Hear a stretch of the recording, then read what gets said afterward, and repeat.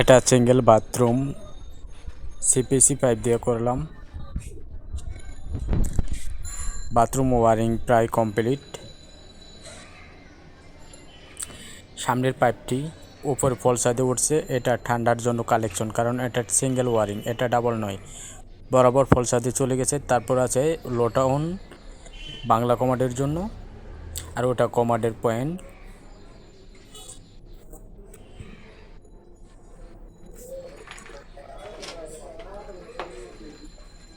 এটা হলো বালতির ট্যাপ, উপরে ঝর্নার জন্য কনসোল স্টপ কক, উপরে ঝর্নার পয়েন্ট।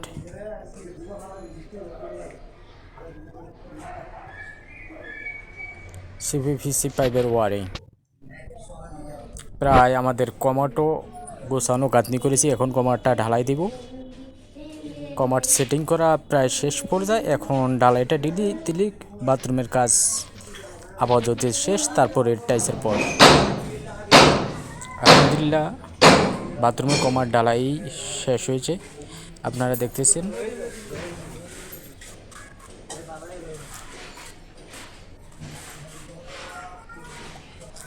কমার ঢালাই দিয়েছি এবং সিপিসি পাইপগুলো যেগুলো দিয়ে আমরা ওয়ারিং করেছিলাম, সেগুলো মশলা দিয়ে জাম দিয়ে দিয়েছি, কারণ জাম যদি না দিই অনেক সময় দেখা যায় শহরে